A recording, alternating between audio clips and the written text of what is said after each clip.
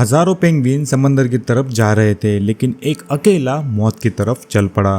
वैज्ञानिकों ने कहा ये पागल है, इंटरनेट ने कहा ये डिप्रेस्ड है, लेकिन सच्चाई इससे भी ज्यादा खतरनाक थी। कल्पना कीजिए -60 डिग्री तापमान, हवा की रफ्तार तूफान से भी तेज और बीच में काले सफेद रंग का एक छोटा सा परिंदा जो ना पीछे मुड़कर देखता है ना किसी की पुकार सुनता है। उसके पीछे उसकी पूरी कॉलोनी है, हजारों पेंगुइन, शोर, चीखे, जिंदगी, आगे सिर्फ सफेद दीवार जैसे पहाड़ जहाँ ना पानी है, ना खाना है, ना कोई उम्मीद। सोशल मीडिया पर आपने एक क्लिप जरूर से देखी होगी। एक पेंगुइन अपने साथियों से अलग बिल्कुल उल्टी दिशा में निकल जाता है। लोगों ने लिखा ये इंसान की तरह डिप्रेशन में है, ये जिंदगी से हार चुका है, ये अब खुदकुशी करने जा रहा है। लेकिन गाइस, अगर मैं आपसे कहूँ कि इस छोटी सी क्लिप के पीछे पूरी अंटार्कटिका की एक गुप्त और खौफनाक और दिल तोड़ देने वाली कहानी छुपी है, तो आपका रिएक्शन कैसा होगा? आज हम सिर्फ उस एक पेंगुइन की बात नहीं करेंगे, बल्कि हम खुद उस दुनिया में चलकर जाएंगे जहाँ कुदरत ने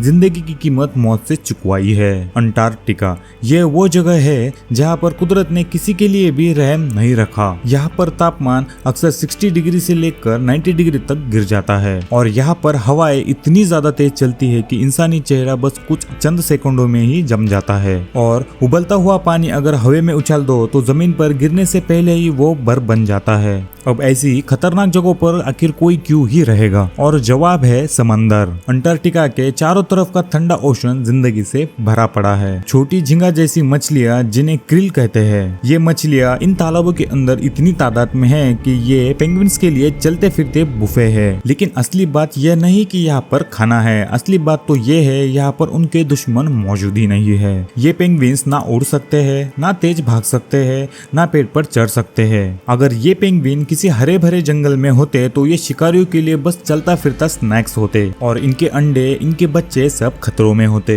बस इसीलिए पेंगुइन्स ने दुनिया की सबसे खतरनाक ठंड को अपनी ढाल बना लिया। जहाँ पर और कोई जानवर कदम भी नहीं रख सकता, वही इनकी कॉलोनी बसती है। कुदरत ने भी इनके साथ सौदा साफ रखा है। मैं तुम्हें दुश्मनों से बचा दूंगी, लेकिन उसकी कीमत हर साल मौत की मुंह से चलकर चुकानी होगी। अंटार्कटिका में पेंगुइन्स की कई प्रजाति पाई जाती है, जैसे कि जेंडू मैक्रोनी, चीन स्टेपी, एडेली, और इन्हीं के बीच में एक ऐसी पेंगुइन्स की प्रजाति है जिन्हें दुनिया बेस्ट डेड कहती है, एपरर पेंगुइन। 4 फीट तक ऊंचा, भारी भरकम काले सफेद कोट में जैसे कि टक्सीडो पहना हो। जब दुनिया में सर्दियां आती है तो ज्यादातर जानवर गर्म जगहों की तरफ भागने लगते हैं, लेकिन एपरल पेंगुइन उसका उल्टा करते हैं। जब यहाँ पर विंटर शुरू होता है तो ये समंदर छोड़कर बर्फ के पहाड़ों की तरफ 100 किलोमीटर अंदर और चले जाते हैं। अब ऐसा क्यों? सिर्फ एक मकसद से, अपनी नस्लों को आगे बढ़ाने के लिए, ब्रीडिंग के लिए। सोचिए, पीछे समंदर है, खाना, पानी, आराम,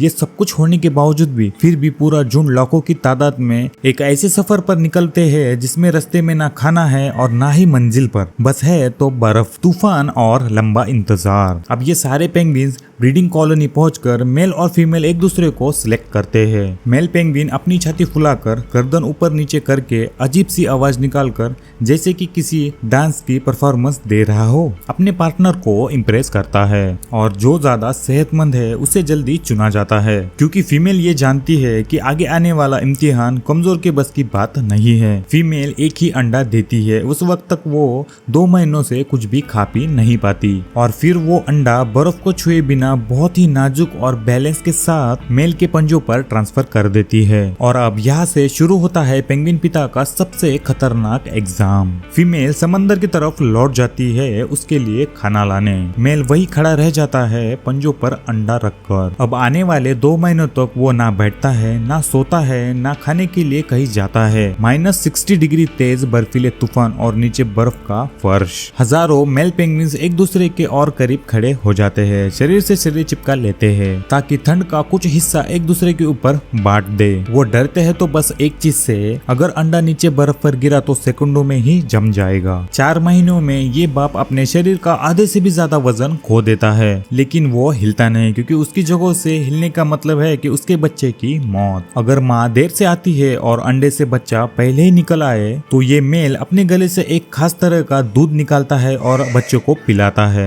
ये उसके शरीर की आखिरी बची हुई एनर्जी है। वो लिटरली अपने बच्चों को अपनी जान पिघलाकर पिलाता है। कोई गिफ्ट नहीं, कोई अवार्ड नहीं, बस बर्फ के बीच में एक खामोश बाप जो कुदरत के सामने कह रहा है पहले उसे ले फिर मुझे। अब जरा दूसरी तरफ देखते हैं, वही अंटार्कटिका लेकिन अलग स्वभाव के पेंगुइन, एडेली पेंगुइन, वही प्रजाति जो वायरल वीडियो में दिखती है। इनकी पहचान है आंखों के आसपास सफेद रिंग और बेहद हाइपर सोशल और शरारती नेचर। जहां एपरल पेंगुइन अपनी जान देकर अंडा बचाते हैं, वही एडेली पेंगुइन ब्रीडिंग में एक और गेम खेलते हैं, पत्थरों का गेम। अंटार्कटिका के बर्फ पर ना घास है ना टहनियां, तो अब घोंसला किस चीज से बनाया जाए? तो एडेली पेंगुइन ने तय किया कि अब घोंसला पत्थरों से बनाएंगे। यहाँ पर एक एक पत्थर की कीमत हीरो से भी ज्यादा है। जो मेल सबसे अच्छा, ऊंचा और सुरक्षित घोंसला बनाता है, उसके चांस फीमेल द्वारा चुने जाने के ज्यादा हो जाते हैं। लेकिन यहाँ पर मेहनत किसने करनी है? कई मेल खुद पत्थर ढूंढने की बजाय शॉर्टकट चुनते हैं, जैसे कि चोरी। जब पड़ोसी पेंगुइन ध्यान दूसरी तरफ करता है,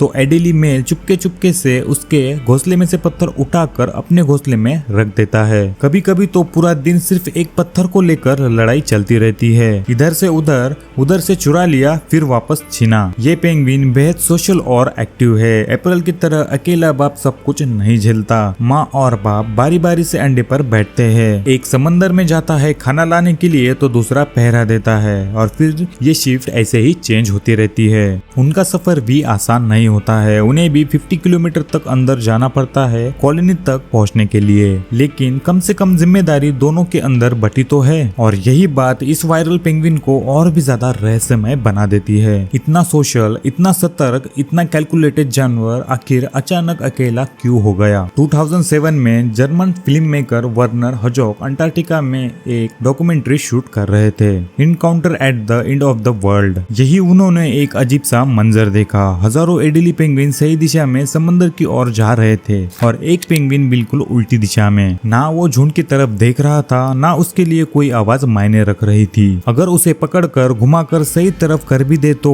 वो दोबारा उसी गलत दिशा में चल पड़ता था। साइंटिस्ट ने इस बिहेवियर को नाम दिया साइकोटिक ब्रेकडाउन। इंसान हो या जानवर, कभी कभी दिमाग के वायर क्रॉस हो जाते हैं, जैसे कंप्यूटर का एक नेविगेशन सिस्टम करप्ट हो जाए। पेंगुइन के दिमाग में एक नेचुरल नेविगेशन सिस्टम होता है, एक तरह का बिल्ट इन जीपीएस। वो अर्थ की मैग्नेटिक फील्ड को महसूस कर सकते हैं, सूरज की पोजीशन, सितारों की लाइन, पानी का फ्लो, यहाँ तक कि गन तक को सुराग के तौर पर यूज करके रास्तों को याद रखते हैं। सैकड़ों किलोमीटर दूर से भी वो अपनी पुरानी कॉलोनी तक वापस पहुंच जाते हैं, जैसे कि किसी ने उनके अंदर एक मैप फिट कर दिया हो। लेकिन कभी कभी इन्फेक्शन, पैरासाइट, लंबा स्ट्रेस, बहुत ज्यादा भूखा रहना, ये सब दिमाग की इस नेविगेशन फाइल को करप्ट कर देते हैं। फिर पेंगुइन को सामने का सच नहीं दिखता, ना साथी, ना समंदर और ना ही खतरा। उसके दिमाग के अंदर बस एक गलत रास्ता सेव हो जाता है और वो उसी के पीछे चल पड़ता है। वैज्ञानिक कहेंगे कि ये एक न्यूरोलॉजिकल गलती है, लेकिन दिल पूछता है क्या सिर्फ गलती है या फिर कुछ और भी? जब अंटार्कटिका में किसी पेंगुइन का बच्चा मर जाता है तो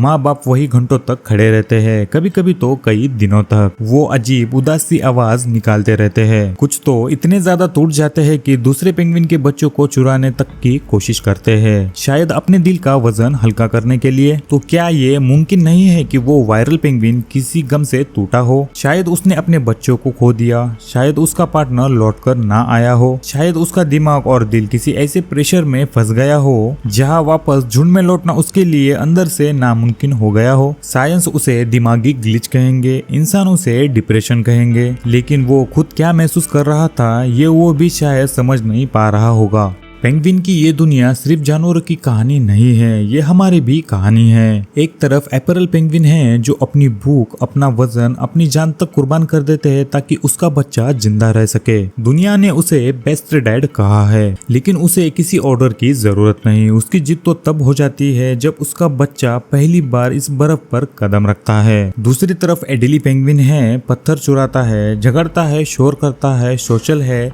और चालाक भी। लेकिन वही कॉलोनी, वही समाज कभी कभी ऐसे प्रेशर भी बन जाता है कि उसका एक सदस्य सब कुछ छोड़कर बिल्कुल अकेले उल्टी दिशा की तरफ निकल पड़ता है। किसी का दिमाग ग्लिच करता है, किसी का दिमाग टूट जाता है और कभी कभी तो दोनों साथ में। ये कहानी हमें 3 बातें सिखाती है। कुदरत किसी से भी सस्ता सौदा नहीं करती, चाहे वो अपना इंसान हो या पेंगुइन। हर सुरक्षा की कीमत किसी न किसी के कुर्बानी से चुकानी पड़ती है। जो बाहर से छोटा, बेबस और मजाकिया दिखता है वो अंदर से आपसे ज्यादा मजबूत हो सकता है। जैसे कि वो पिता जो -60 डिग्री टेम्परेचर में 4 महीने तक एक ही जगह पर खड़े रहकर अपने बच्चों की रखवाली करता है, और कभी कभी जो सबसे ज्यादा मुस्कुराता, सबसे ज्यादा सोशल, सबसे ज्यादा नॉर्मल दिखता है, वही एक दिन चुपचाप एक अलग दिशा में चल पड़ता है और हम देर से समझते हैं कि वो अंदर से कब से टूट रहा था। तो अगली बार जब आप उस वायरल पेंगुइन को देखते हुए डिप्रेशन की मीम बनाएं, तो एक पल के लिए सोचिए, कहीं वो पेंगुइन सिर्फ एक क्लिप नहीं बल्कि हमारी ही दुनिया का आईना तो नहीं। क्योंकि अंटार्कटिका के उस सफेद सन्नाटे में एक अकेला काला सफेद पेंगुइन जो मौत की तरफ चला जाता है, शायद वो हमें चुपचाप यह बात बता रहा है कि जिंदगी और पागलपन के बीच की लाइन,